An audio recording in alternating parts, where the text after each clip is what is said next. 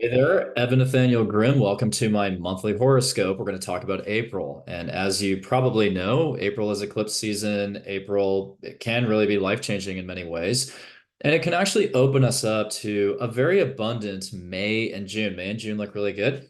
April does not necessarily look easy, certainly challenging, but I'm going to guide you through how to really transcend some of the more difficult, frequencies that are coming through in April. And really, I think actually inspire yourself and the collective and go through some really profound healing. I mean, we've been talking about healing quite a bit the last few months, but I think this is really when you kind of punch through that final healing breakthrough.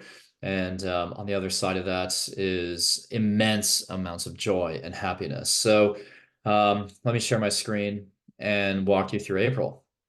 So, to me, April, I want to start off with the meta themes here. April to me is going to expose the fallacy of individualism. And it's because we have the combination of Aries and Pisces really dictating this month. Now, Aries on its own, of course, is meant to be self-assertive. It's meant to be individualistic and bold and daring and all of those key words. But the dispositor and the ruler of Aries, which is Mars, is in Pisces pretty much the whole month. And, Mercury's retrograde, Chiron is still near the North Node. So it's giving this energy here of like, well, maybe this idea of like staying in my own corner or staying, sort of autonomous and apart from everyone else is no longer a winning strategy. And it's actually why I haven't healed yet, or it's actually why I still feel, like I can't break through even some traumas from my past. So Pisces is so different from Aries. So it's a contradiction, but we can work this out. So it's more about with Pisces opening to love, really, to raise the collective frequencies. And if you think that's just a Hallmark card kind of thing, like, don't quit the video yet. I'm going to explain how if you find that, sort of cliche or gimmicky, then you actually may need to watch this video because I think that we live in a culture where um, hyper individualism is put at such a premium that is sort of like unsustainable. So Pisces is softening the boundaries a little bit, and we're going to talk about all of that. The dominant transits, again, solar eclipse in Aries, April 8th, Mercury retrograde, Mars in Pisces, Venus in Aries, and Chiron very much still in the mix, exposing where we still haven't fully healed from something.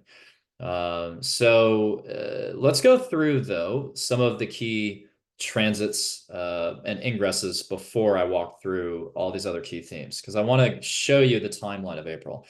And I'll give some quick pointers for what to do on these days in accordance with the transit or the aspect. So April 1st, it's not showing at the exact time here, but April 1st, Mercury stations retrograde. This is when communication begins to falter a little bit. Um, the focus shifts towards the past and reevaluating decisions. Then we have April 2nd, Venus conjunct Neptune in Pisces, which is devotional or delusional connections, depending on how you decide to use it. So it could be an incredibly creative day. It could also be a day, though, in which you feel a little bit aimless or lost, or that you wonder, am I idealizing somebody?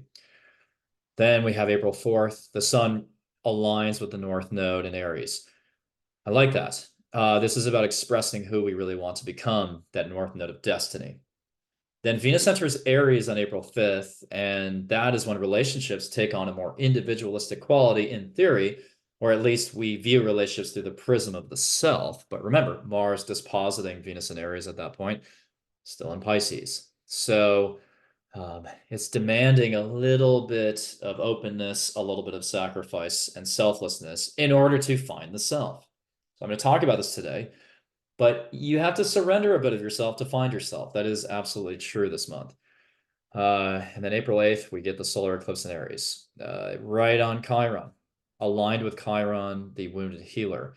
And this is when our healing journey is sort of front and center at the forefront of our minds. And when we kind of see the results, maybe, of the healing that we've done in February and March. So if you've already gone through a purge over the past few weeks and months. And this eclipse may just more so help you assert and establish yourself as a healed individual who can like literally go out and maybe help someone else and lift up others. But if you are hiding from your core wounds and insecurities, then this is when it kind of erupts. It's like a volcano that like can't hold the lava in anymore. So it kind of backfires. So get ahead of this. And speaking of eruption, I mean, there could be the eruption of some type of global or regional geopolitical conflict, maybe a dramatic change in the US-Mexico border situation. We've already seen some conflict and chaos there in El Paso the past few days. I feel like with that solar eclipse, in Aries, very much accenting the signs of Aries and Libra, which is about war and peace. We've obviously seen Kate Middleton's announcement about her cancer diagnosis. Chiron is health. So with Aries and the Sun, just being so much about leadership and rulership, I mean, I would imagine there's a lot of, other sorts of like prominent figures actually who are announcing some type of health condition. And even in February, which I predicted on my Substack newsletter, we had a number of other politicians like Mitch McConnell he's basically retiring. The Pope had a brief sort of scare, I think, with like the flu, and then King Charles III, obviously, announcing his health issues. So I think it's just like a lot of that stuff is coming to a head in a lot of ways. And then April 10th, we officially get the Mars-Saturn conjunction. That is very much about individuals rebelling against systems, institutions, and governments. It's likely connected to the eclipse. I mean, it could even be militaries mobilizing to participate in unexpected conflicts. Because like Jupiter, Uranus, and Taurus, to me, it feels like there's a breach of a border, or not just in the US, but like in other areas. Because like Taurus is about the land. So Jupiter, Uranus is either a revolutionary movement in the populace or a literal breach of a boundary. And, with Mars and Pisces, I think that there's a lot of like international or sort of like yeah, international boundaries like in the ocean, where it's like unclear, where it's like a ship is like very much like verging towards another country's like, demarcation line, and the country is like, don't go any further. And so there's a lot of warnings and alerts, but particularly in any kind of oceanic territory. And with Pisces, obviously, we're talking about oil supplies. So some restrictions in that. But I also, yet again, with Pisces, very much being about health, uh, very like chronic health conditions maybe could emerge here, and how we're seeing trends in certain chronic health issues stemming from certain, things, if you know what I mean. So yeah, that story is not done either from the past 4 years. So there's a Mercury Cazimi though, April 12th. So I mean, again, or sorry, yeah, April 11th, sorry. So April 11th, there's a Mercury Cazimi, which is like a day of clarity during the retrograde.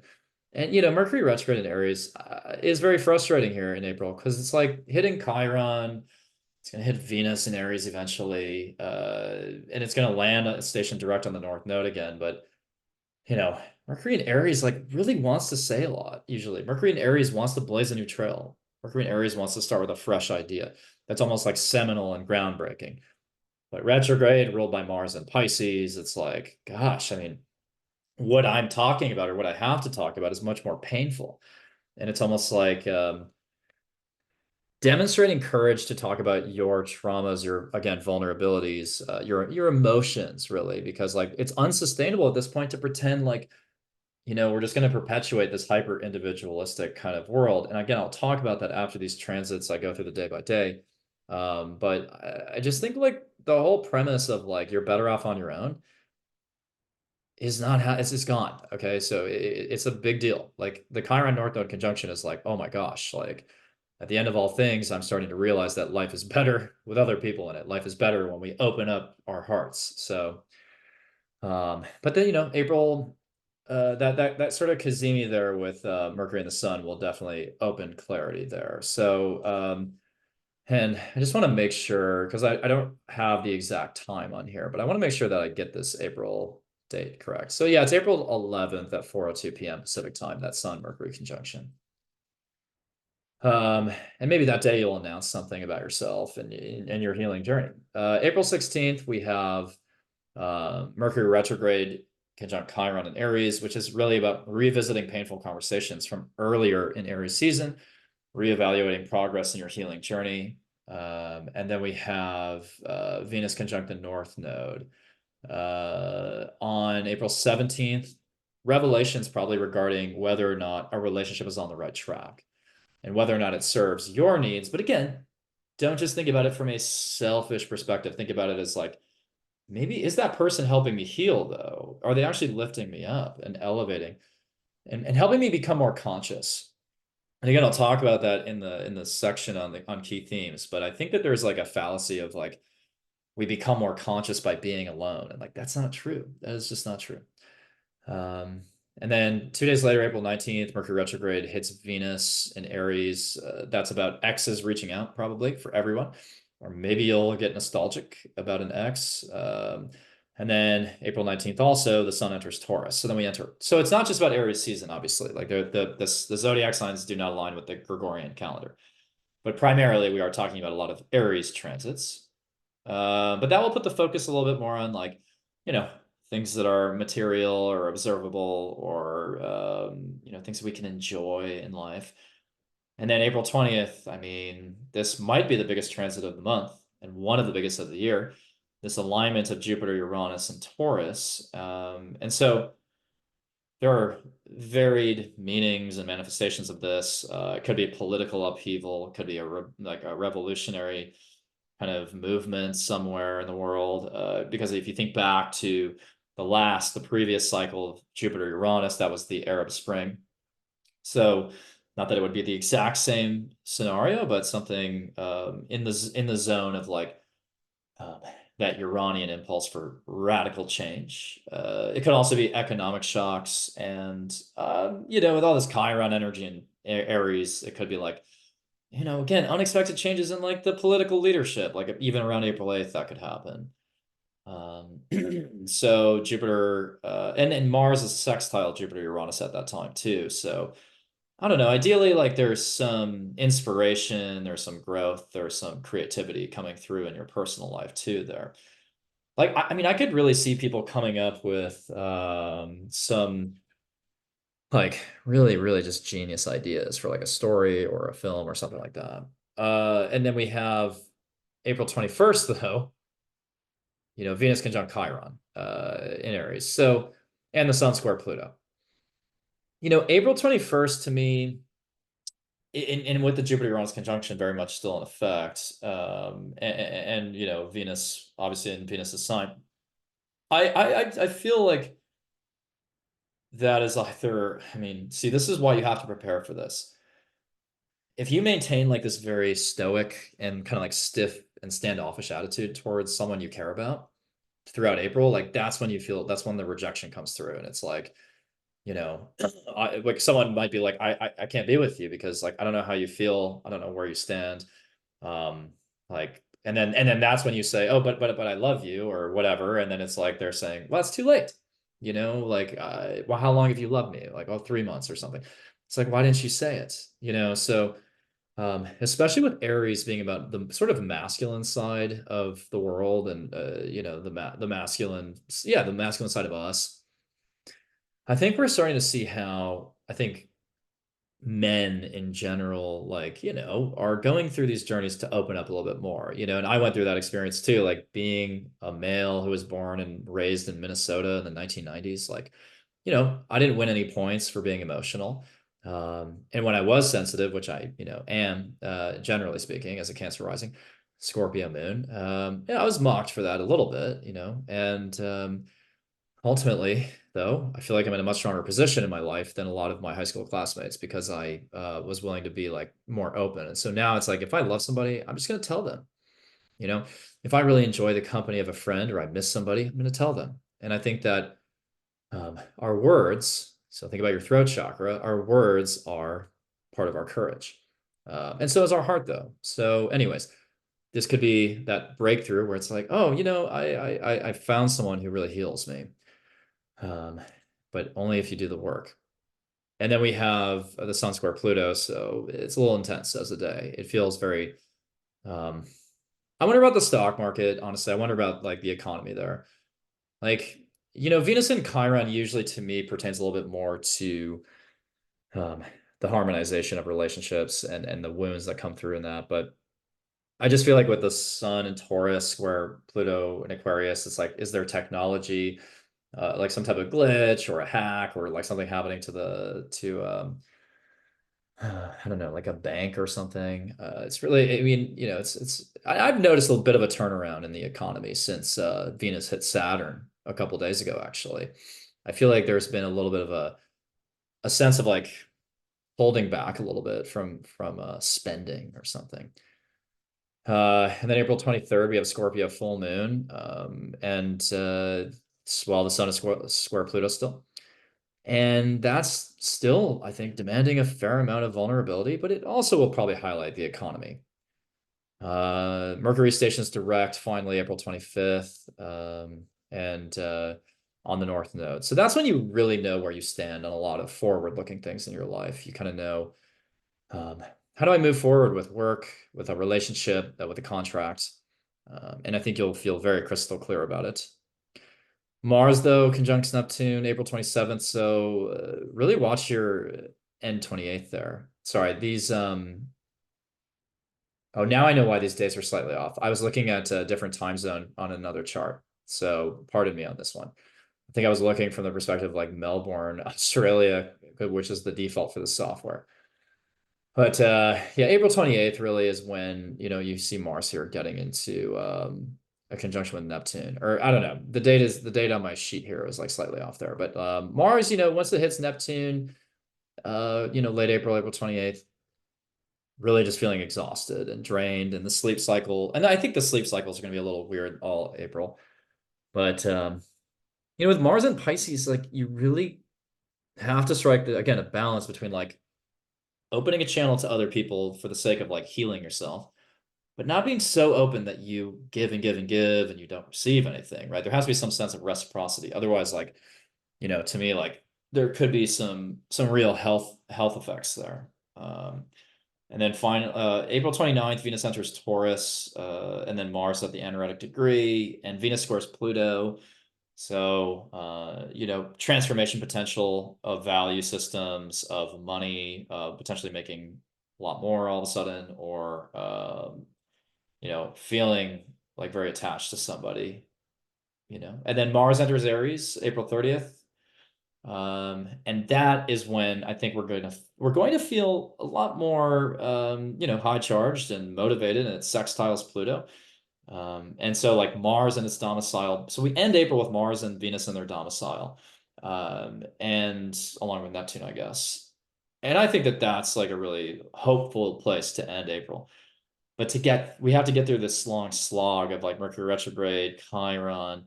Um, and you may like hear from people that, hey, like I really want to be connected with you right now, but I need to evaluate like where I'm at in my healing journey, or I need more time to think about this. And so patience is a virtue. Patience is absolutely a virtue in April. And be kind to yourself, obviously, because you're going to have times where you feel like you're not getting what you want right away. And so self-compassion and self-love is key. And ultimately, right, we're looking for self-love with Chiron and Aries. But I think that we kind of get that self-love partly through relationships and the alchemy of relationships as well. So now I'm going to talk about the meta themes of April. And I'll do so while just showing the eclipse as a visual for you. So, what are the executive trends of April? Now that we've gone through it and you've seen the timeline, and you've seen sort of the bits and pieces of it, I think we're in a good position to like really interpret like what all of that means the day by day. So we're getting hit again with a total solar eclipse in Aries and our first retrograde of the year with Mercury. So very much it's karmic. It's bringing up the healing journey and challenges towards healing. and it's very reflective. Now, Mars, which is dispositing all these planets in Aries, plunges into Pisces and does not give us a clear outlet always for the typical bold nature of Aries. And so it's actually asking us, yeah, again, to really think about merging with others as a way of self-actualizing. Now we're also retreading with Mercury retrograde, some old turf from February and March, processing our healing journeys more deeply. And it's kind of like a deep tissue massage where you're going back over that sore spots in order to fully work out the kinks. We're reflecting deeply and spiritually on the go forward strategy. It's like, you know, in your bones that May and June are going to be really great. They're going to be very vivacious and, you know, vibrant. And, you know, I've looked at May and June a lot because I have my 2024, you know, horoscopes, which are available through my site. And when I was looking through like late last year at 2024, I was like, wow, I mean, the first 4 months of the year kind of suck in a lot of ways. Although the Pisces Venus transit right now, I think is kind of beautiful, and I think a lot of people are falling in love, and like, you know, that's sort of hinting at the need for compassion and vulnerability. But you know, obviously, with we're still adjusting to Pluto and Aquarius, Jupiter, Uranus is completely unexpected. I think it's like in that Chiron, like the Chiron North Node conjunction is pretty much like the sort of like the root notes of like in the key of this song, so to speak, the key of this astrological song throughout the first 4 months of the year. It's really been with us, in my opinion, since the beginning of the calendar year. And you know, a lot of you with Mars and Pisces here, this transit. I mean, so with Mars being transiting through Pisces, many of you are going to have dreams at night that actually reveal through from your subconscious. They kind of pull out some repressed traumas or memories that are not necessarily enjoyable to revisit, but they help you advance forward and maybe even share some of that with someone else, right? So we are, yeah. And when I was imagining and trying to envision April, I kept seeing this image of someone licking their wounds in a cave. Like it's which is a little unsettling, right? But there are many people who will probably go into prolonged periods of isolation. I don't think you should do that, but I think there is a need for the occasional salt bath or acupuncture session or whatever works for you.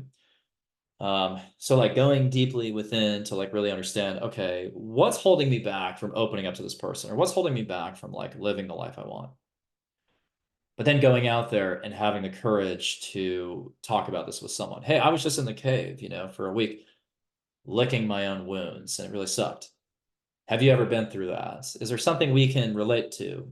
Is there something we can share with each other?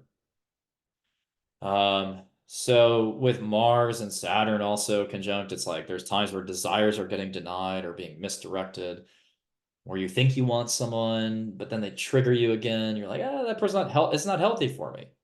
So also wanting to do something passionately, but feeling blocked or drained. And again, like looking, you can see it right here with this visual. The signs of Aries and Pisces are really characterizing the feelings of the month. And so let's just also break it down that way. Aries is bold, daring, and competitive. Pisces is open, compassionate, and expansive. That's a form of cognitive dissonance because everything I just explained is contradictory. It's not opposite, it's just contradictory or sort of nonsense. So it's like we're trying to close the loop on something before we leap ahead. And here's where I'm going to get into, though, I think the true thrust of April. And this is something that draws on more than just astrology, but I feel like it's really what's going on in the collective consciousness. I really take a lot of pride in the fact that I think I've gotten into the flow of kind of this river up here. There's like a collective river that I've just found. And I just kind of jump into it to understand like um, the collective right now. And like, you know, weirdly, like my own life ends up like matching the collective a lot of times now. So I feel like I've kind of synchronized a little, and it's a little jarring at times. But anyways, I think we're starting to see some cracks in the hyper individualized world. So our entire lives, right? Culture has put a premium on the sanctity of the individual through film, advertisements, media, etc., and just the very structure of our society. And if you think about prior generations having to go to war, to fight in wars, it's like, you know, there was a need to be tough and there was a need to be kind of closed off. But also, like post World War II, it's like the idea of rugged individualism has almost been um, romanticized. And baby boomers were raised in that environment. And, I think that, you know, the boomers being raised in that sort of scenario, I think for a lot of boomers, it's like they are like just terrified of admitting that, maybe they don't have complete control over something in their lives. I'm not saying all boomers, obviously, I don't want to generalize, but like it's definitely been a generational trend for them. And then they pass that down to millennials, their children mostly, and then so on and so forth. And so like I'm in that cusp where it's like my generation of like younger millennials, we just started to figure out like the whole idea of like emotions really and like the spectrum of emotions as I was probably like by the time I was in my 20s, we started to like, men started to talk about it more. But it's still reinforced constantly, even through like heroic films, superhero movies. It's like, oh, you can just do it. You can believe in yourself, and you can. But it's like sometimes we take this too far. So now half of Americans are single, right? And we're led to believe that as long as we have these four walls and like convenient entertainment, we've achieved a baseline. And by having our autonomy, we can eventually reach self-actualization. But here's where the astrology points out the fallacy. Chiron is an Aries, poking a hole in these theses, saying that it's actually not courageous to isolate and maintain your distance from everybody. It's not a winning strategy to just act tough or look tough. You know, being alone just locks you in a pattern that lets you cope with, not confront, the deepest wounds or insecurities. Growth often comes through a connection with other people. And I think that in a relationship of any kind, I'm not just talking romantic, but especially romantic, probably, there is a breathtaking alchemy that occurs when we open ourselves up to someone, and by surrendering a part of ourselves, we can find ourselves. And so these transits are kind of with Pisces here, telling us to find people who are seeing us with compassion. And, you know, sometimes I think that unconditional love is kind of what powers the entire universe. Maybe we're meant to merge with other people to affirm that process. Originally in the universe, there was a singularity and eventually divides and multiplies. But the way that we create life or create another entity is through the merging of two beings and the reconciliation of opposites.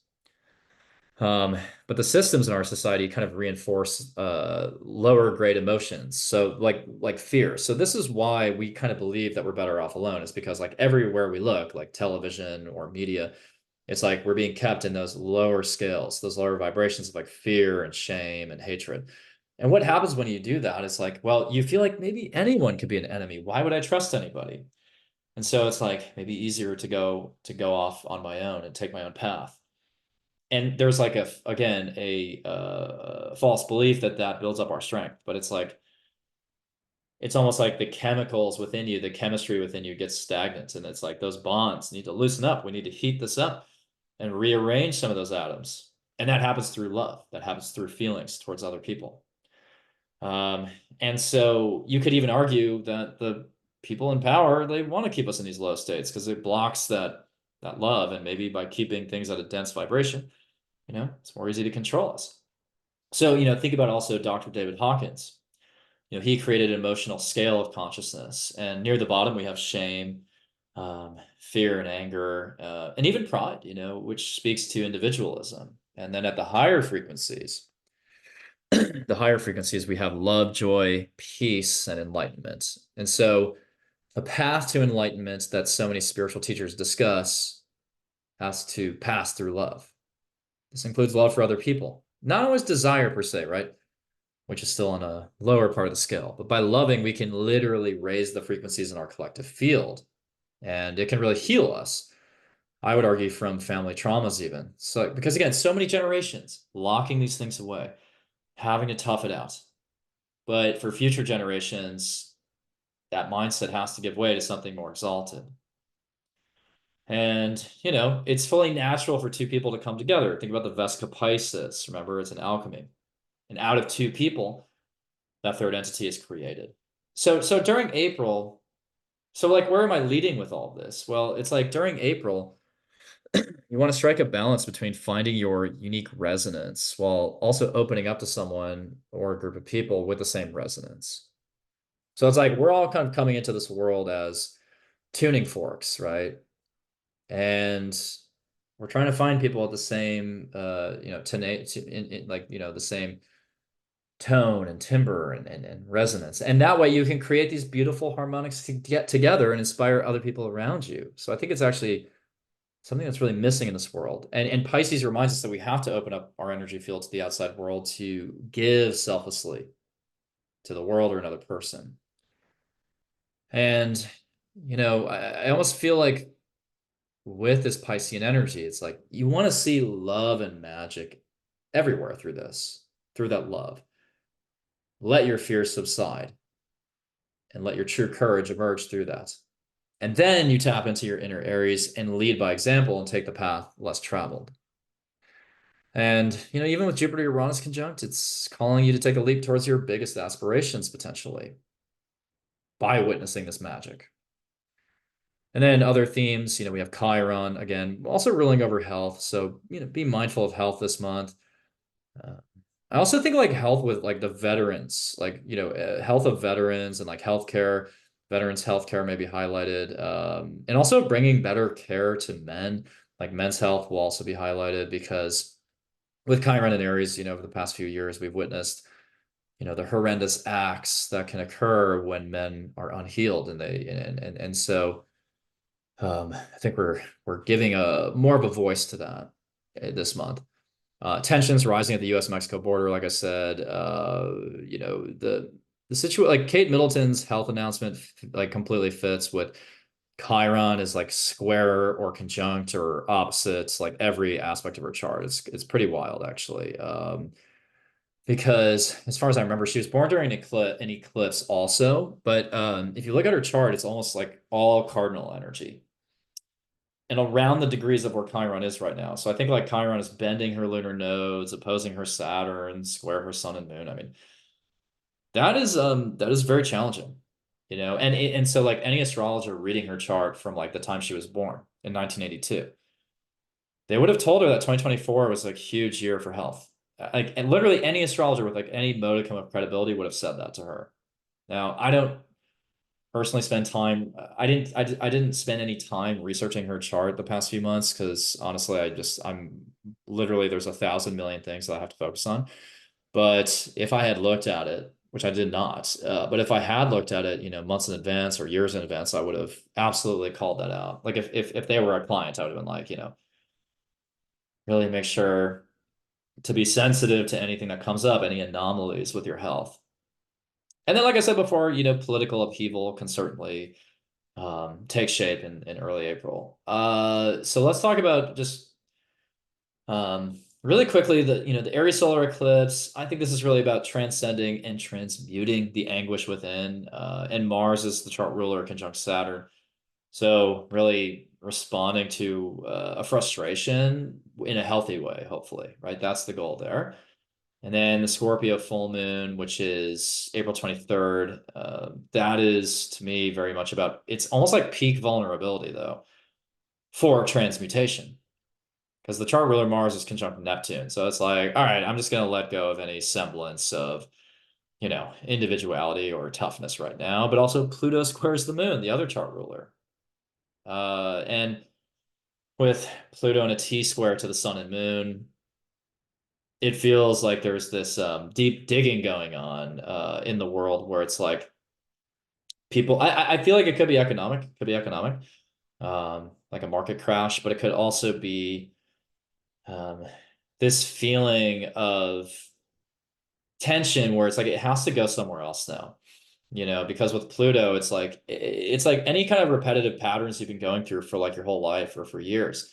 It's just not going to work anymore. You're not going to win any points at this stage with Mars conjunct Neptune. You're not going to win any points for repressing or avoiding things. Because when there's a Scorpio full moon, like people are pretty instinctive, like they're pretty tapped in. They know when someone's hiding something. And any Scorpio moon, you wonder if there's secrets coming out, leaking out or something. But I really feel with Venus Chiron conjunct and Mercury retrograde on the North Node, the Scorpio full moon is kind of revealing whether or not a relationship you're in is a trauma bond. Like I could kind of see that too, of like, maybe we both need to work on some things, or we're working on it together, right? But again, just to summarize the key themes for April, it's very much a time of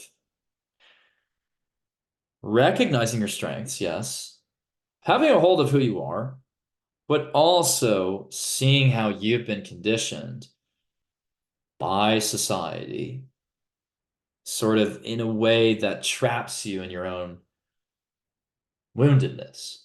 Like your individuality is not necessarily getting you anywhere. Like we need feedback from others. We need to cooperate. We need to trust. We need to learn from others. We need to, again, open ourselves so that we let love in and we love outwardly. And love can heal you. And by loving and demonstrating that love, you create a virtuous cycle of increased harmonization and resonance that, according to David Hawkins, can literally lift the collective vibrations. So it's like if you want to reach the new earth or whatever people talk about, and you want to talk about enlightenment, it's not just going to come from, I don't think it's just going to come from like, you know, a deep meditation or a reading. I mean, it's going to come from actually the alchemy of merging with other people. And, when I do my meditations where I'm in a forest every morning, I'm in a forest in like tens of thousands of years ago. And I think about it though, and I'm like, maybe back then there was a sense that humankind had unconditional love for everything in nature. And I actually think that was probably true. So, like, think about the most profound love you've ever felt for somebody, and apply that to every molecule and organism in the world. I think that the ancients may have attained that. And part of it is because nature reveals the golden ratio, the fractal patterns, and like nature shows us the shapes of harmony. Because in nature, we don't have cubes or squares or anything like that, but in our society, we have these four walls. I am closed off in this room right here. And yeah, sure, it keeps me safe, especially in LA, which is a total hellhole. But like, it's also really divorcing me from others. It's blocking connections. It's cutting off the energy. Right. So, think about it that way too, is like, what is the geometry that I'm looking at in any given day? Should I be in more of an open forum or should I be in an open outdoor environment with Jupiter and Uranus and Taurus and connecting with others? How can I put myself in spatial relationships or spatial situations to harness relationships and build relationships? That's interesting, right? So, with all that said, let's get into the sign by sign horoscopes. So, bear with me. All right, so let's start off with Aries first, and we'll go through all the way to Pisces. And you want to prioritize your rising sign, but then track your sun and moon because of what's called a derivative house system. So every sign has a relative position to the other or to another. And so through that, an opposition has the nature of the seventh house, an opening trine has the nature of the fifth house, and so on. So, anyways, I'm going to show you the screen for April 8th, the eclipse, but I will also talk about the Scorpio full moon and how that influences each sign. So, the sign of Aries, I mean, you can see it right here in the chart. This is a very, very, very monumental time because we have the solar eclipse in Aries in your first house. And, all the themes I've been talking about in April. Sorry, just a second here. Okay. Just want to make sure I had the recording set up correctly. So all the themes I talked about, the fallacy of individualism, the need to open the heart to other people in some capacity, the vocalization of the healing journey, all, by the way, as a means to self-actualization. That is the Aries experience in April. So this eclipse is a new beginning in theory because it's a solar eclipse, so it's a new moon, but it's not a new beginning that you can completely dictate or control. It is very much about going with the flow. But if you're watching this and you want to understand how to like make the most of it, again, proactively open up about where you feel, unhealed or where you feel slightly insecure about something. And Mercury retrograde at this time. So people from your past are coming back into your life, or you're reaching back out to somebody who you have unfinished business with, hopefully for good reasons. You feel like maybe you need to apologize, or you need to own up to something. And this could be a revitalization for you, so long as you are um, confident in what you need to say and courageous in what you need to say. The chart ruler Mars is conjunct Saturn in the 12th house. So, very, very vivid dreams, and your dreams will be revealing some of what you need to heal actually at this time. And also, sleep in general will not be very stable. Um, you will probably have a lot of restless nights, but I think that is getting you in touch with this. It's putting you in this liminal space that you had to access almost through like a different brain wave or a brain state, where it's like I'm getting into these brain states where I'm only semi-conscious, and I'm finding and identifying what needs to be healed, what was repressed through that. And just like to like mention that here for every sign, by loving and opening ourselves to love, we become more conscious beings. We raise our own consciousness, we raise the consciousness of the other person and the collective. Because if you think about these lower emotional states like fear, anxiety, shame, anger, those are not very conscious energies, because it's almost like, we're just like a fragment of a larger mosaic. And all we're doing is fixating on what separates us from the other piece or fragment of this beautiful mosaic. So if you think about like a painting, a massive, mural or painting, you know, blue could obsess over the fact that it's not pink all at once, but that would be not really the point. The point is that the blue with the pink, with a little bit of green over here, or whatever other colors, and the bigger view is actually all meant to harmonize together. So think about it that way. It's like, are we um, living in this world where we are basically told by the powers that be that we are merely fragments and we're meant to be strong on our own. But it's like, but what if you can make more beautiful art or music or whatever with the other energies out there? So the world is your palette, right? And relationships are part of that creative process. So I'm glad I remembered to kind of mention that. So like import that over to the key themes section, right? Like that is, I think, really what I was getting at is we are not conscious when we are alone in our own darkness. Like when you open up to a higher power, you open up to spirit, like, yes, that's really amazing. But you also have to be willing to open up to other people.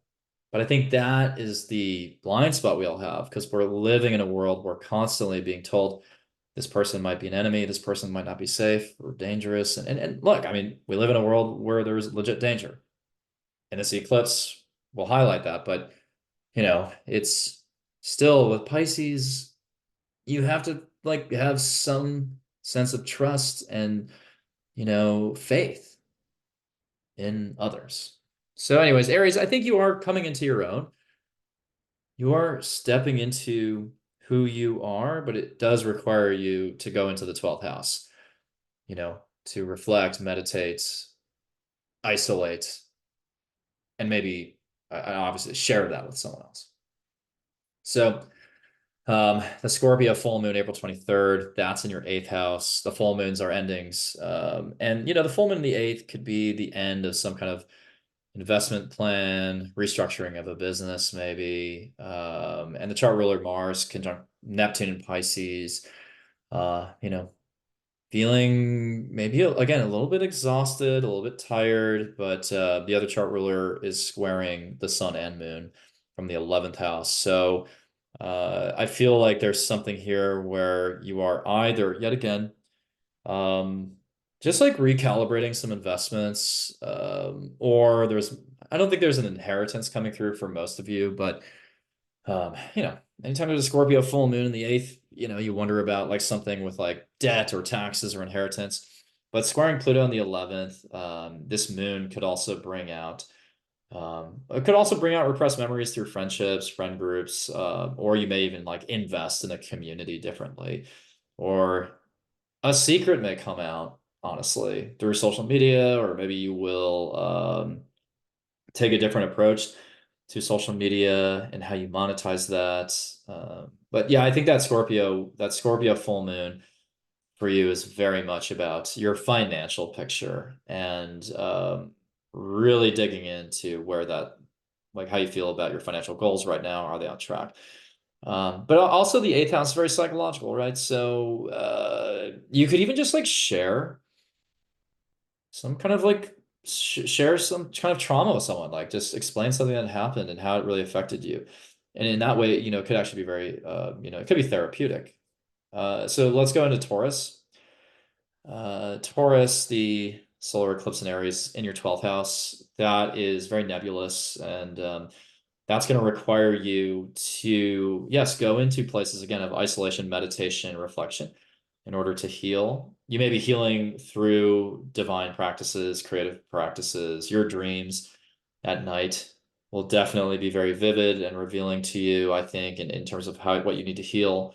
Um, and you may be just like, rediscovering your faith in a higher power.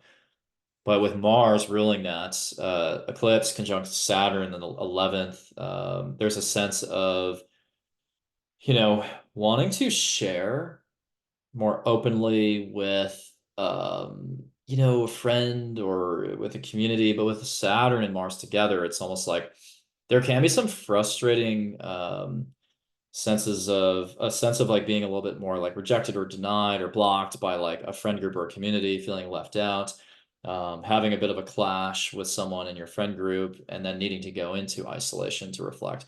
And by the way, for Aries, and I don't think I mentioned this fully, but like the Saturn Mars conjunction for Aries in the 12th house, you know, there may be somebody in your life who is going to require like maybe some kind of hospital care. I'm not gonna lie, like for Aries especially, there's some kind of health theme there, which I didn't talk about. So for Aries, maybe there is somebody, and again, I hesitate to say these types of things. So I'm not saying it's everybody, but I think for Aries, a little bit more likely that there is some kind of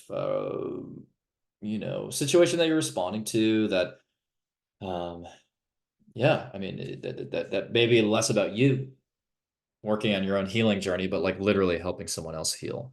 So anyways, for Taurus, this eclipse is very much resetting your relationship with the divine or spirituality. Maybe you're even looking through like any addictive habits, because sometimes the 12th house would measure things like addictions, and you're realizing that you can't continue just coping with your traumas by patching it up or glossing over it through these addictive tendencies. And there may be a friend there who's even judging you with Saturn in the 11th. There could be a friend who's kind of judging you a little bit harshly for something. But the fact that Jupiter and Uranus are coming together in the first is really also saying that you're looking to like radically change a lot of things in your life. And so some Tauruses, you are thinking about like moving or even just escaping to some remote place for a while. But I think like change is in the air for you, certainly. Like you don't want to be tied down to a single location, or you want to explore a different place. And that may leave you feeling a little bit divorced from some of your friends, in the 11th. You may miss a community that you used to be part of by traveling or moving, or for any Taurus who's trying to like make inroads on social media, the Mars Saturn conjunction in the 11th, it feels like you may have to be a little bit more patient with launching some type of social media project.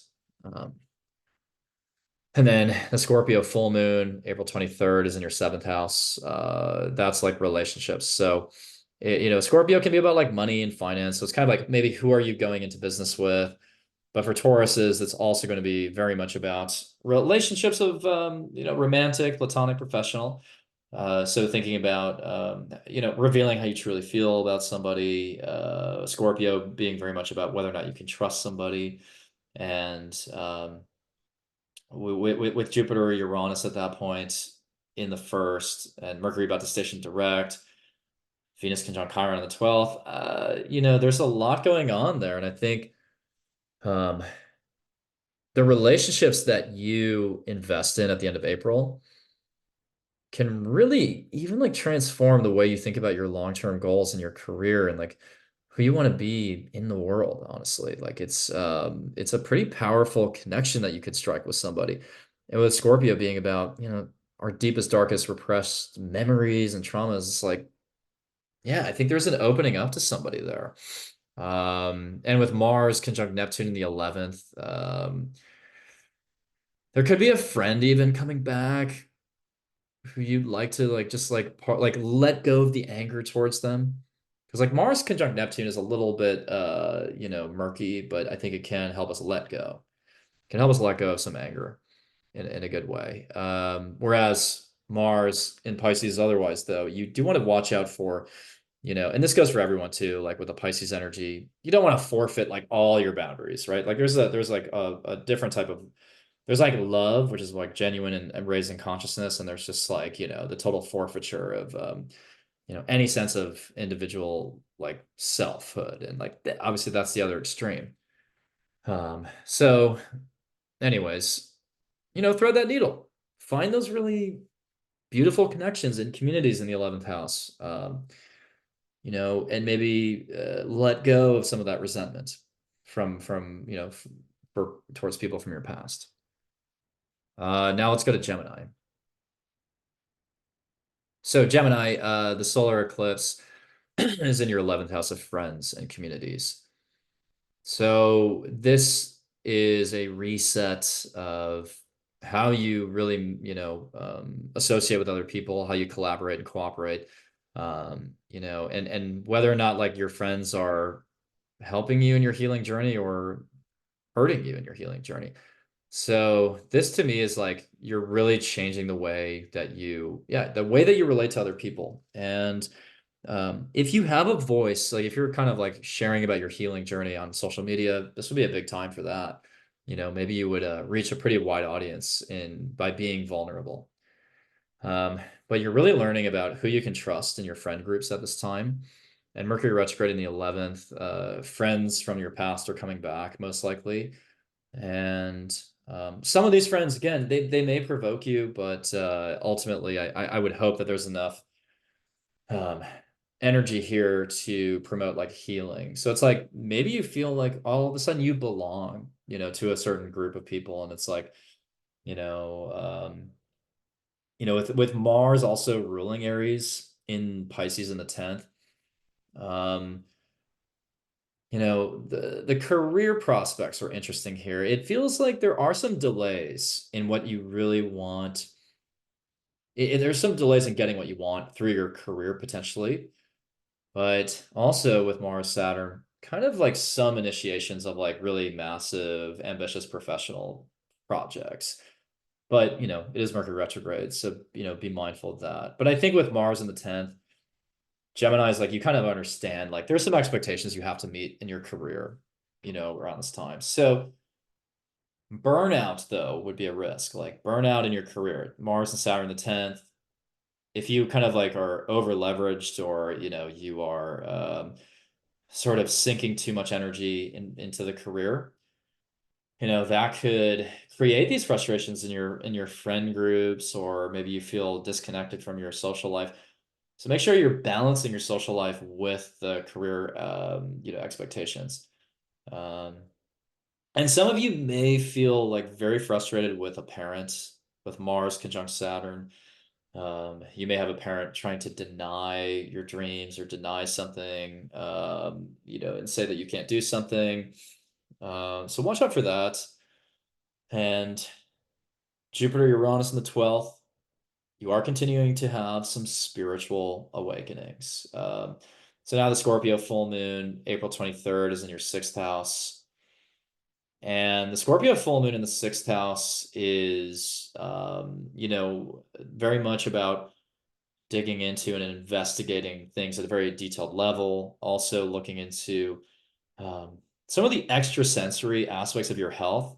So maybe you're looking into how um, more metaphysical or occulted things like energies, how energy affects your health, basically. Like, you're like, I think you're tapped into a little bit more of like the instinctive side of like really understanding where your health is at.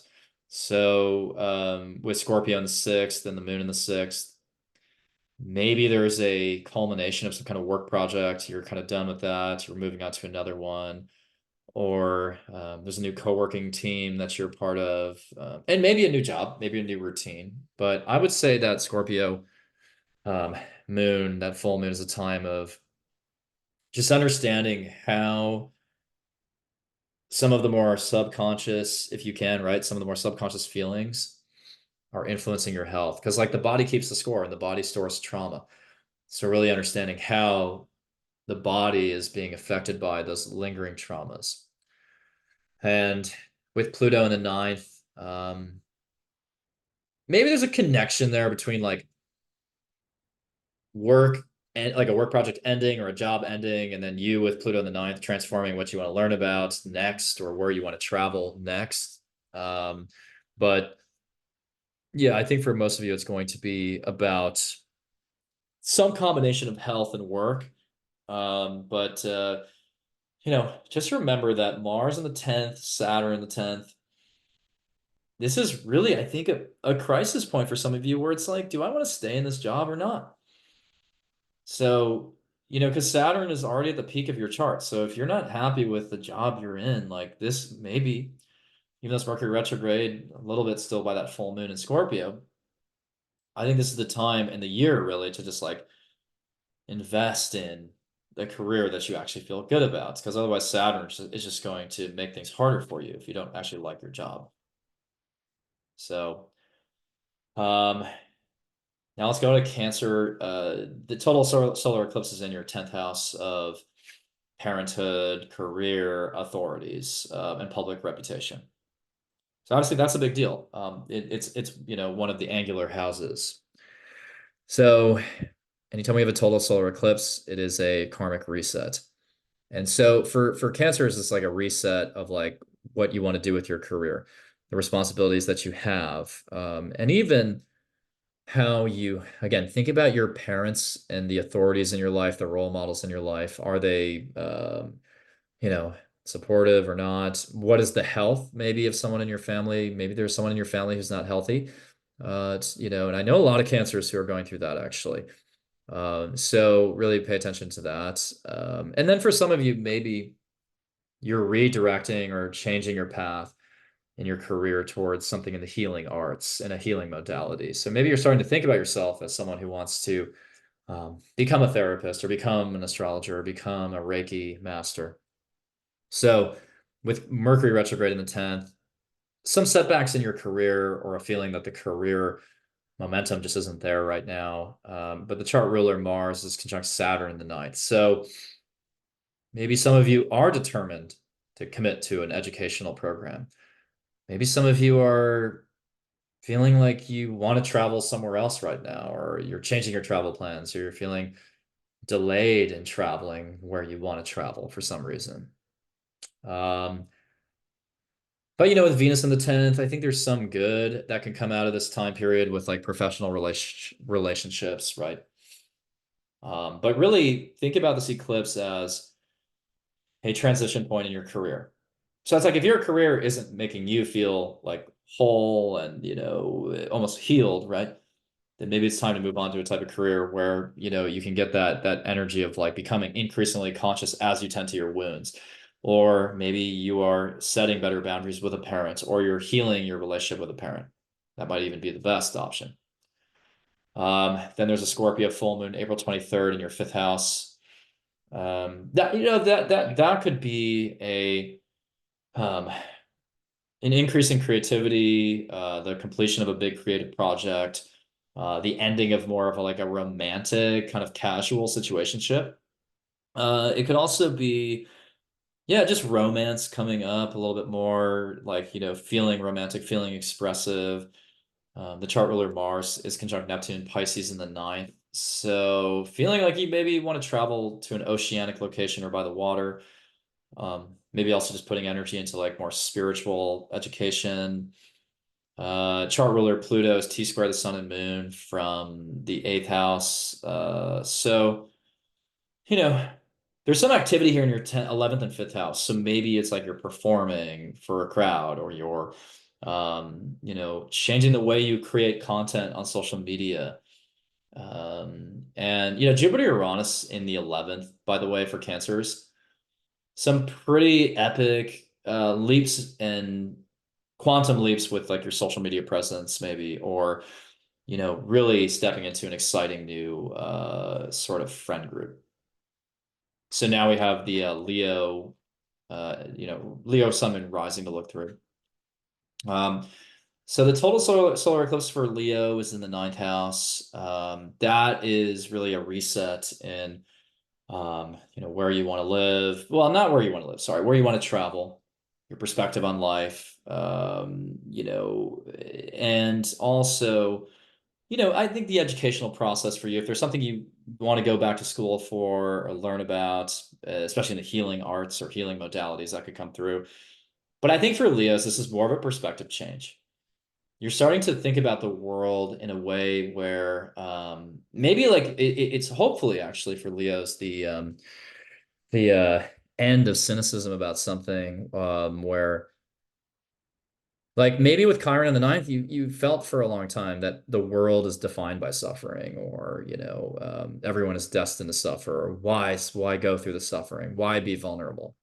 But your entire like ethical code or your perspective, your philosophy, your worldview, it's all like potentially changing here, where maybe you see the value in vulnerability, or you see the merits of studying about certain health, practice, or you even travel somewhere that is going to um, make you like it's going to soothe you in some ways. But I mean, I think for a lot of Leos too, again, it is very much about shifting what you want to learn about. But the Mars Saturn conjunction is in the eighth. This has a very like business tie-in. So for some of you feeling frustrated about some of the details of like like a business investment or an incorporation of a business, feeling like, I don't know, there's some roadblocks to sorting that out, or there's some debt that you forgot about, or some tax headaches. And for others, it could even be sorting out possessions and ownership of possessions with other people. So pay attention to your finances basically, and also, potentially you're going through a financial merging with someone or an uncoupling with someone in some ways, but um, like I would say this is actually a lot about regulations with Saturn in the eighth, like regulations inhibiting some of your um, sort of options as a business owner. And then for others, of course, not everyone's a business owner, but everyone is going through tax season here, so could very much be about tax season. But Mars and Saturn conjunct. Yeah, I think it's very much about just like, yeah, paying attention to your finances. But Jupiter Uranus in the 10th. I do like that. So some incredible growth in your career this month could happen with Jupiter Uranus coming together around April 20th. And so maybe there's some like wealth coming in through the career that allows you to refinance something, or maybe you're, launching a business and it has some prospects, some prospective growth. I mean, Mercury is retrograde, so I'm not totally sure if it's the right time to launch a business, obviously. I mean, it's really not, but it doesn't mean that April is all bad for you. I mean, again, it's like either you're traveling for work or you're growing your business in a big way. And then the Scorpio full moon is in the fourth house. So April 23rd, there's a Scorpio full moon there. I really sense that that could be for some of you a move also, like maybe you're moving homes, or you think about your family much differently with Scorpio. Maybe a secret comes out about someone in your family. And you could even just be completing some type of like renovation project at your in your home.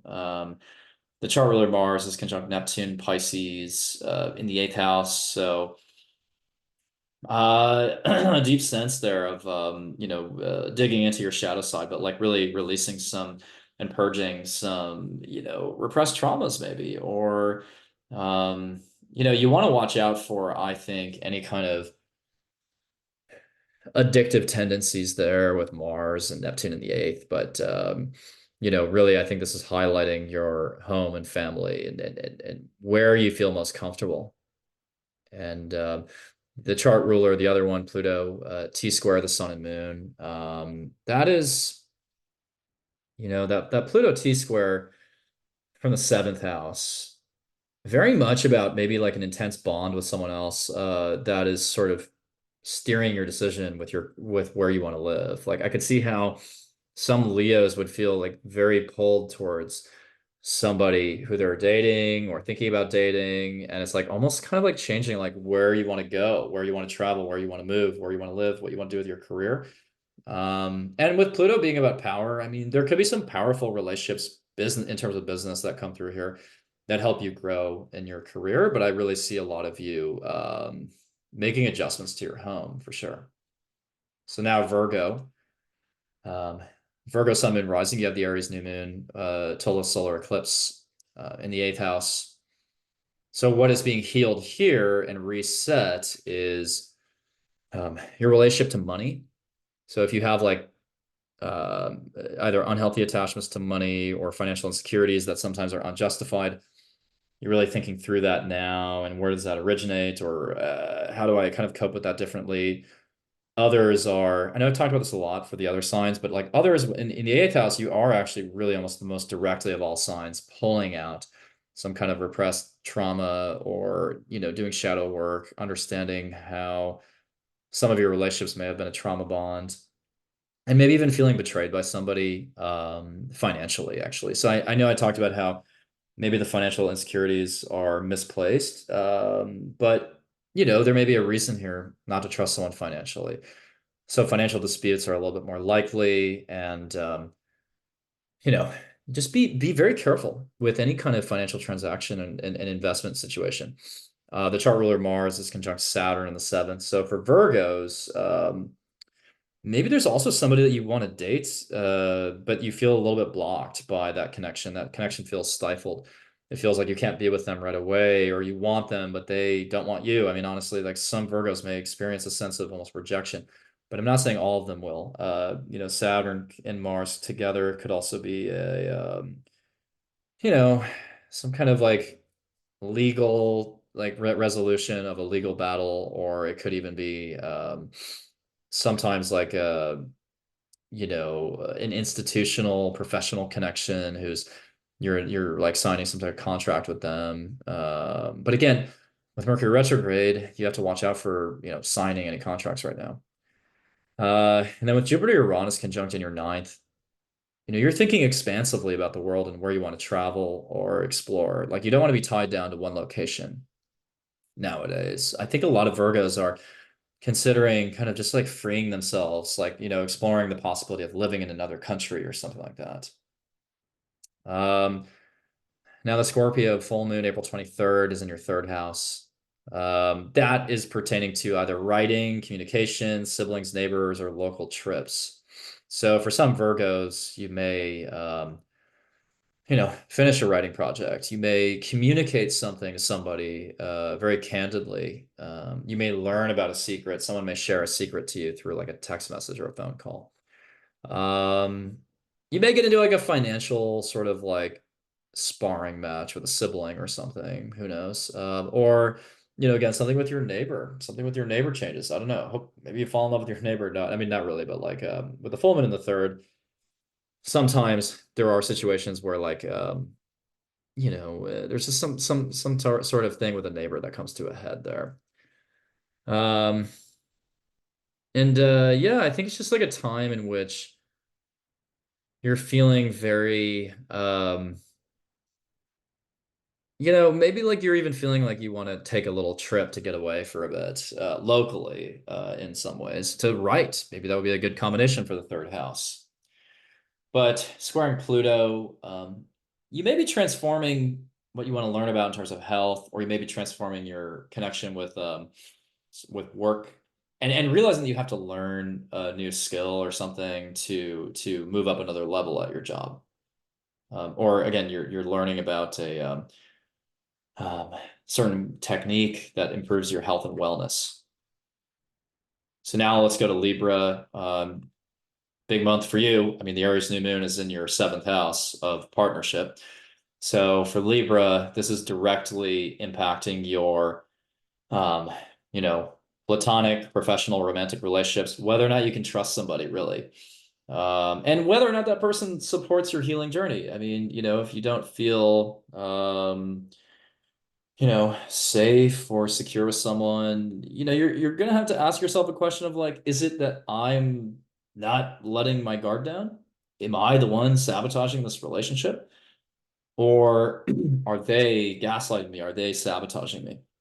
Are they um not healed themselves? Are we a trauma bond? Are we closed off from each other? So for Libras with the South Node in your first, you're really having to let go of avoidance or um, self-consciousness and the need to like just try to keep the peace or balance the situation out. This eclipse is really saying, no, no, let's dig into the tough stuff. Let's really own up to where we feel. Let's confront that person. Say, I don't feel supported here, or I've been hiding this from you for a long time. So on the other side of that, there's a sense of, um, a more fulfilling relationship. But I'm not gonna lie, for some Libras here, this is when there's a sense of betrayal where someone and with Mercury retrograde, it could be an ex coming back and, saying, you know what, I have to admit this to you, like I wasn't really faithful during the relationship or something. And then you're like, oh my God. So I don't think most Libras will probably not enjoy this eclipse, if I'm just being honest. But by watching this video, you can be proactive in like getting to the bottom of this now, right? So talk with your partner, your significant friends about like, is it me or is it you? Like, why is the connection so weird right now? Like, just have that conversation. Or why does it feel like we're not growing together anymore? It's because you both have to give up some of yourself, right? To find yourself and alchemize. Mars is the chart ruler of the moon, is the ruler of the moon, conjunct Saturn in the sixth. Some Libras are going to feel like they are facing some, I don't know, just some like frustrating like setbacks with health, where like maybe you have to be sidelined for a week or two, just to like, like pay attention to your body at that time for sure. Like if you feel like, oh, my knee's a little tight, maybe skip, running that day. But also like co-working relationships look a little frustrating, and there's some clashes and yeah, there's some conflict there with coworkers, I think. But also a sense there of like maybe you're willing to dedicate yourself to a really big long-term work project at that point. And then with Jupiter Uranus in the eighth, you're completely awakening to a different financial strategy or different financial path, and a way to invest your money differently. Maybe investing in, yeah, just finding alternative routes to investing, and maybe there's some epiphanies there about some shadow work and whatnot, some shadows. So the Scorpio full moon, April 23rd, is in your second house. So this to me is really the second house of money, right? This is about maybe changing your salary, getting a new job, or understanding your values differently.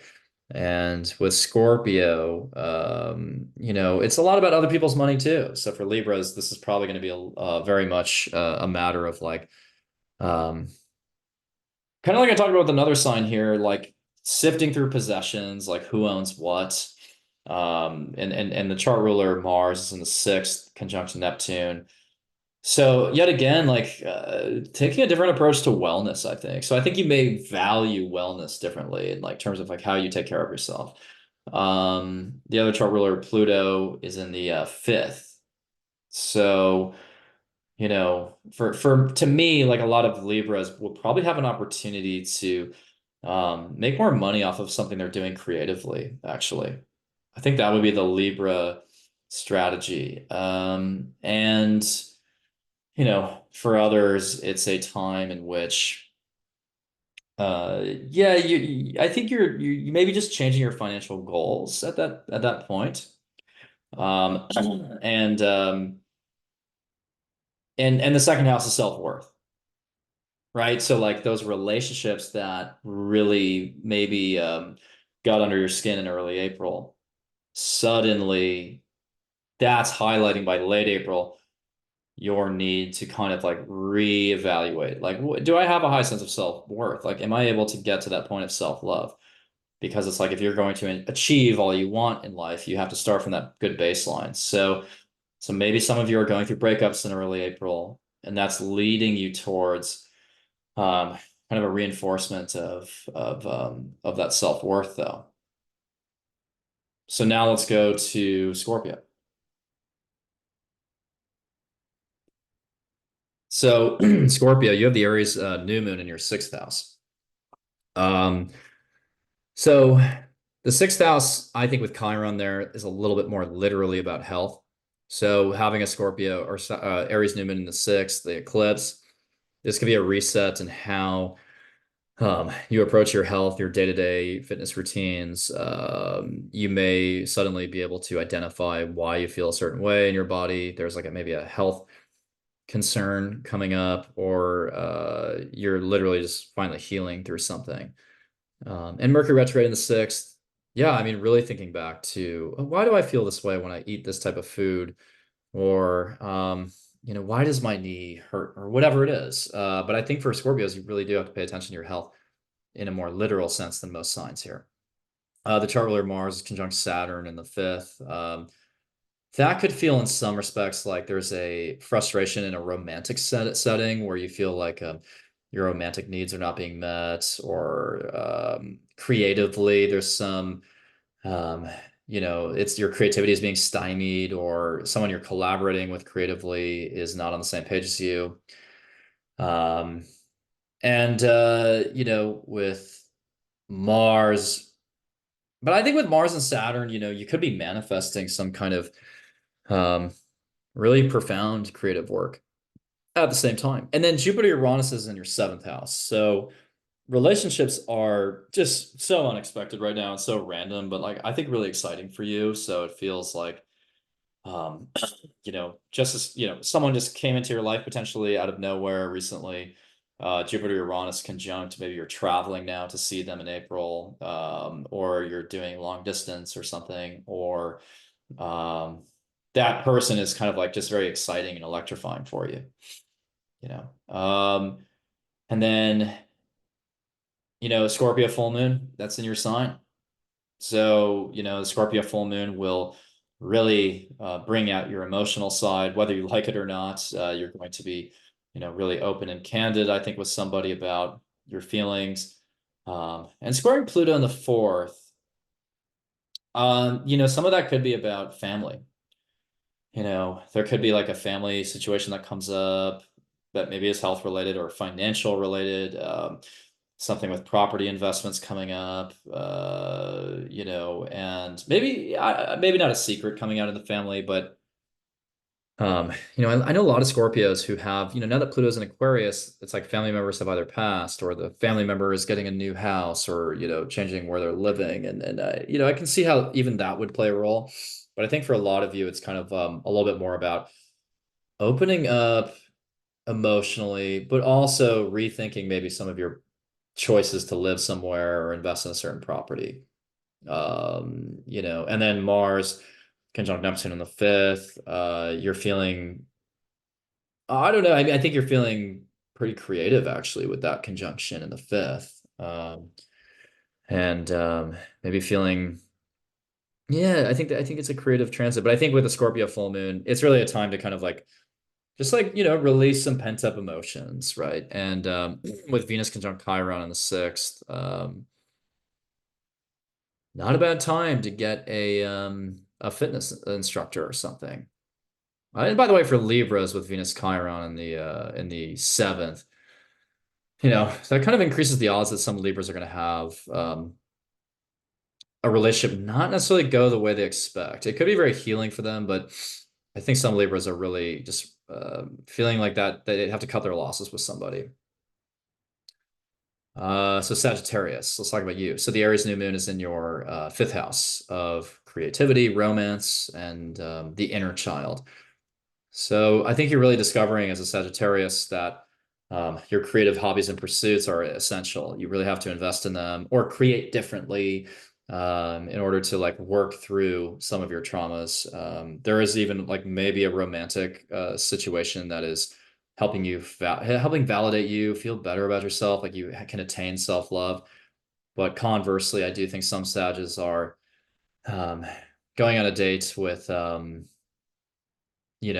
it doesn't work out or it feels like you're not being seen, you're not being understood. And Mercury retrograde, yeah, some miscommunication on a date potentially. So I would focus a little bit more on your creativity there.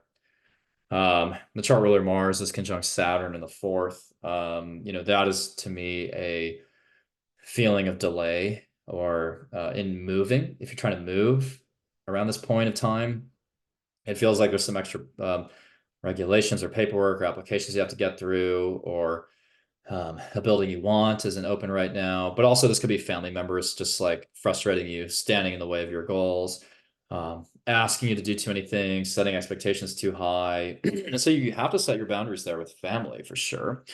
But there could also just be some annoyances with like home repairs or home projects where the construction takes longer than you expect or the repairs take longer. Jupiter Uranus conjunct in the sixth, just massive growth in, or changes, massive changes in how you work day to day, your routines, how you think about your work, and how you see your health picture. So now we have a Scorpio full moon, April 23rd in your 12th house. So 12th house is the domain of endings, spirituality, isolation. So you're definitely reflecting on um, your connection with spirit, your spirit guides. There could be a very mystical, metaphysical experience there. Your dreams could be revelatory at that point. And it could be a time of letting go of any like toxic, addictive patterns and behaviors. Um, the chart ruler Mars is conjunct Neptune and Pisces in the fourth. So, well, you want to watch out for leaks in the home. Also, by the way, with the full moon in the 12th, your mental health is going to be the focus. So mental well-being, mindfulness. And then Venus conjunct Chiron in the fifth. Um, Yet again, romance, a romantic situationship or dates. Maybe it's actually like very healing and cathartic, but it could also be very damaging in some ways or make you feel unhealed. So you have to like pick your dates wisely there. Um, and yeah, I mean, I think that the 12th house full moon is always very difficult to predict as an astrologer, right? Because to me, it's a little bit more about your own journey inward.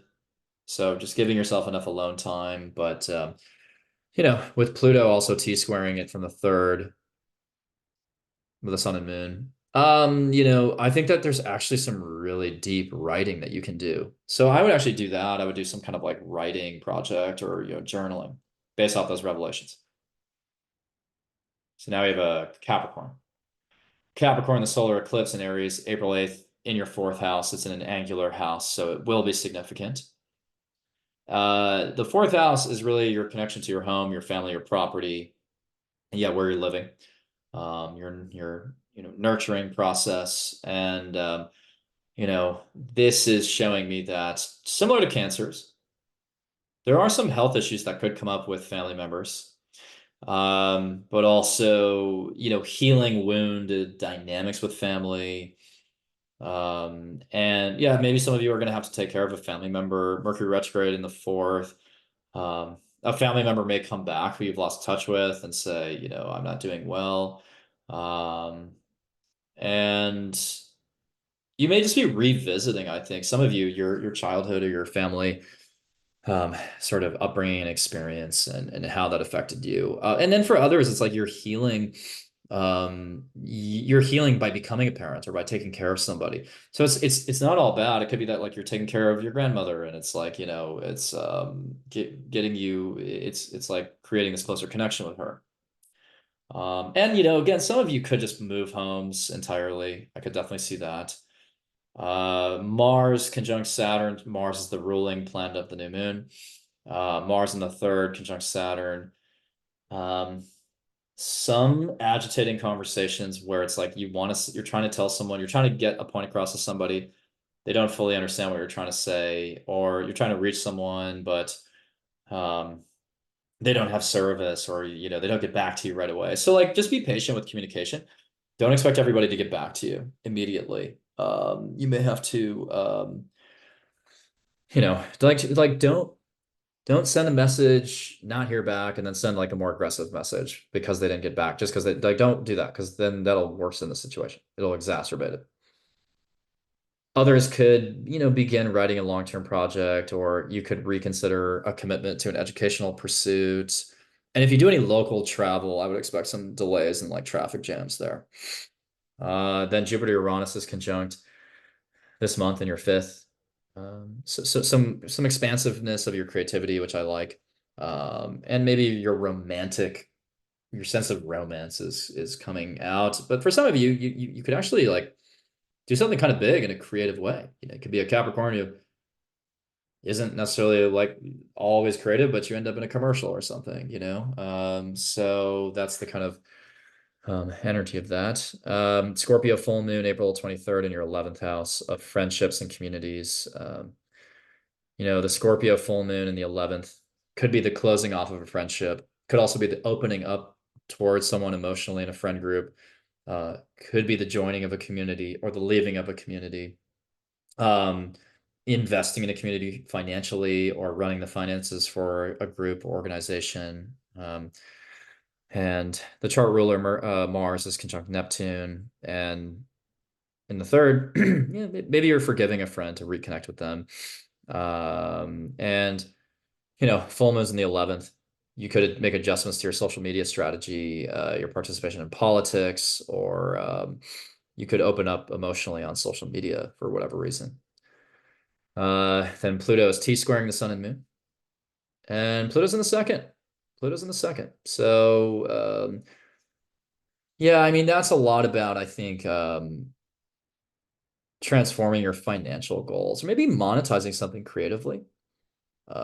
So I think there's that. And then Venus Chiron in the fourth, feeling like you're finally healing a relationship with a family member. I really think that's what it is. But some of you could also feel betrayed by a family member yet again. Now we have Aquarius. Aquarius, you have the Aries new moon, April 8th in your third house of, communication, writing, local travel, and so on.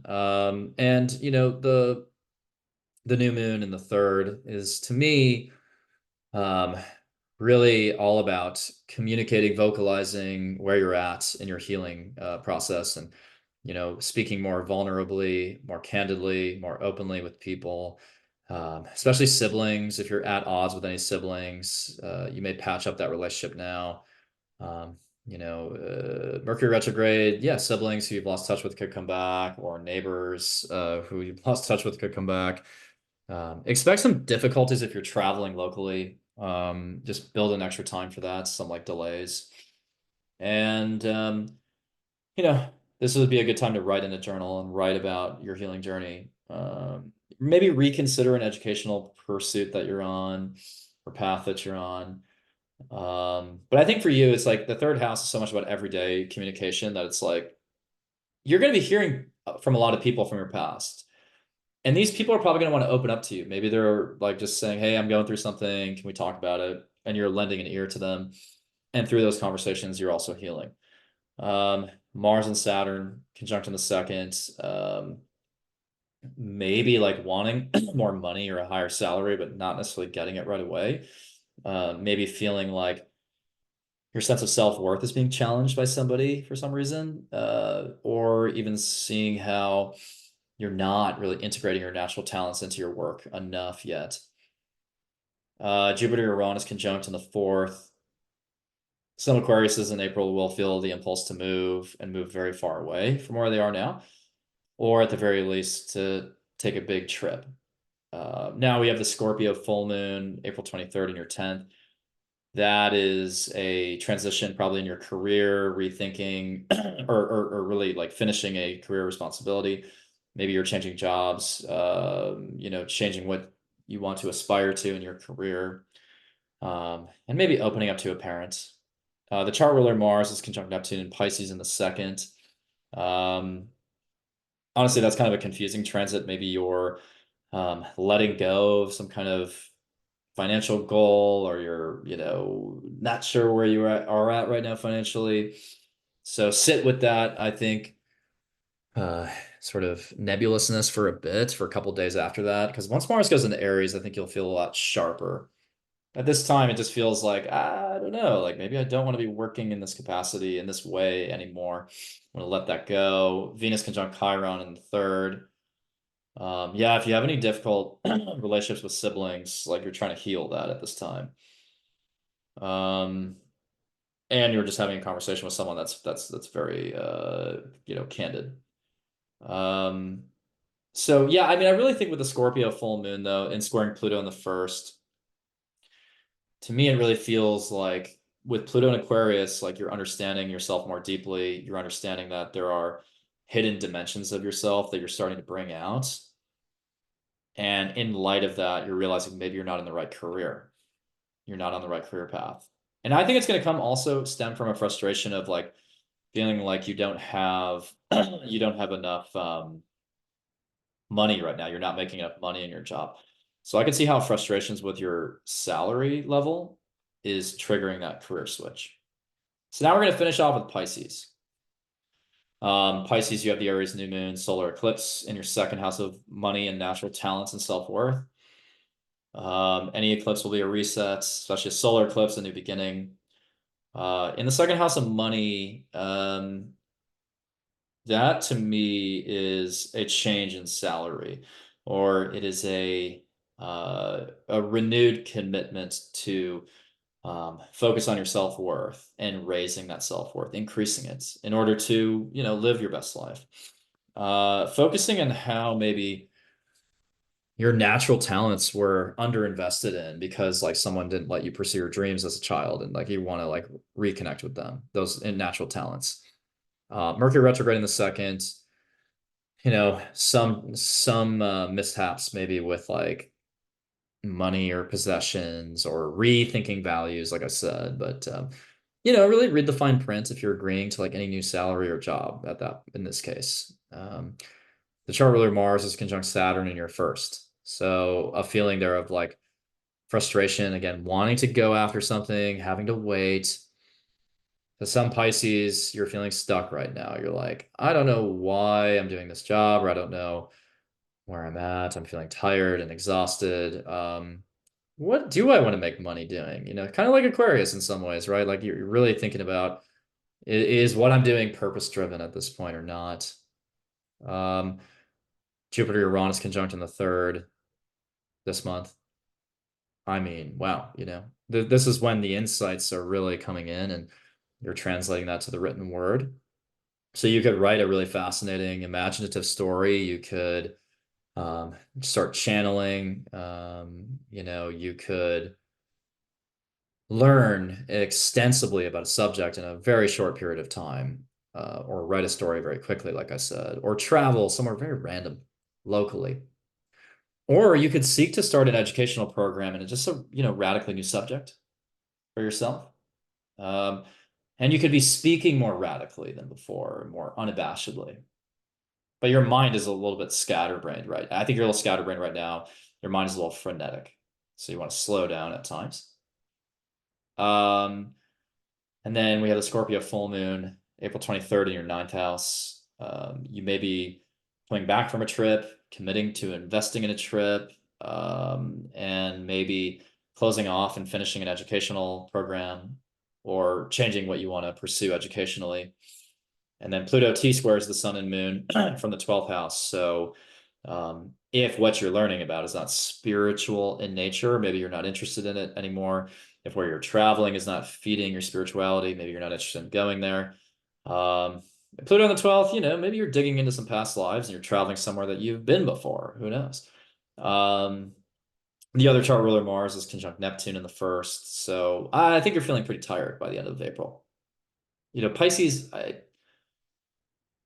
don't know. I think it gets better for you in May, like a lot of signs. But I think for Pisces, it could be kind of an epic month where you're like kind of heroically, pursuing what you want with Mars. But like it does face some stagnation with Saturn of like, oh, we gotta wait for this, gotta wait for that. So really identifies the Pisces the frustrations you have right now and how you can circumnavigate them, how you can get around them. Right. And then I still think writing and communicating is your best friend right now. You're really feeling motivated to weave together a pretty magical story, or again, learn. Like Pisces, I think you're all missing a skill set right now. There's something that you have to learn about that is going to open a totally new career path. So that I'm glad I channeled that just now. I think that was what you needed to hear. So let's review the month because there's a lot this is probably my longest monthly horoscope that I've done, and I think for a good reason. It's very dense, very meaty month, and it has a lot of nuance to it. So you heard me talk about, new beginnings, resets with the eclipse, but you also heard me talk about like frustrations, and then I have to open up here and open up here. So really, like what this month is about is again exposing the fallacy of individualism. It's exposing how we can't do everything on our own. It's showing us that we raise our consciousness by opening our hearts to other people. And when they open our hearts back to us, we create beautiful music together and we raise the vibrations of the entire planet. That is the path to the new earth or whatever you want to call it. That is the path out of the matrix. It's not like the matrix is so embedded in our culture, whether through those individualistic stories about superheroes and blah, blah, blah. And like we are extraordinary on our own and we do have all the light within.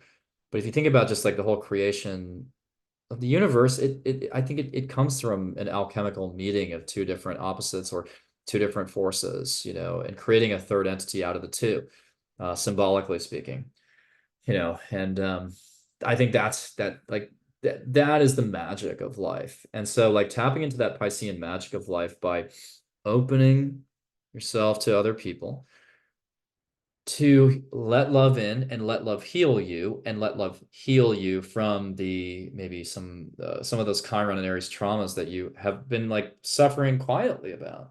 You don't have to suffer quietly anymore. That's what April's all about, is reaching out, opening to someone else, and then going through the forecast sign by sign where I talked about these things. The Aries solar eclipse is where vulnerability helps you push through to a new level.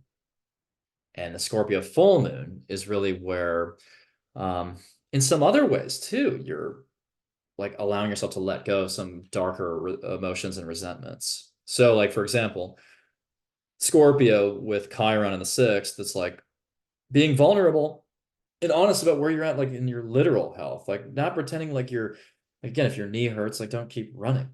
Being honest about that. If you're a Libra, like being honest about how your partner is not really supportive of you with Chiron in the seventh. If you're a Virgo, being honest about where some of your financial insecurities are misplaced, maybe, and come from maybe ancestral lineages of financial trauma, and so on and so forth. So you have to watch this entire video to like really take it all in. Like this is a very dense period of time. And if you open up again and move through that healing process, then by May, there's a lot of Taurus energy, Venus and Jupiter conjunct. By June, we have the Venus cazimi with the sun. And then through the summer, we have Mars and Jupiter in the same sign. So I promise you, May through about August and even part of September, but mostly May through August is amazing. I really believe in May through August.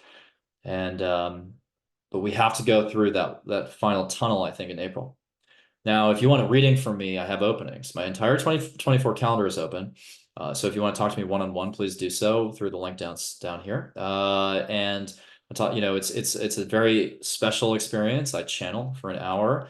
And when I have just your chart in front of me, I go into all the depths. There is literally nothing that I leave uncovered. And every time someone comes to me, whether they've seen zero astrologers or five astrologers, they're always pretty taken aback at how deep I go because I'm not only looking at the chart, I'm looking at your soul, and I'm looking at your aura, and I'm looking at everything. I'm looking at everything about you through the lens of the charts and the energy field that you're showing on the call.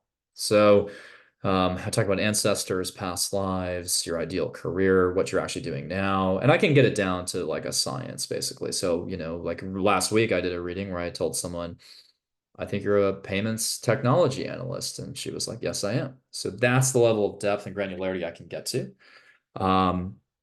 And also, I'm hosting a retreat in Norway, but you have to sign up by April 1st. So there's a few spots left. So if you want to join me in Norway in July for my very special astrology retreat, sign up down below.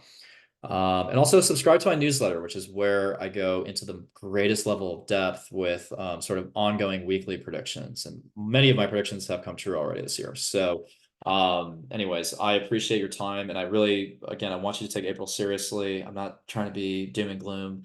I'm just trying to be honest with you all. And I think the calculus needs to shift, right? So stop thinking about everything as like, I am the only problem solver here. There's other people out there to help you. So anyways, take care and we'll talk again soon.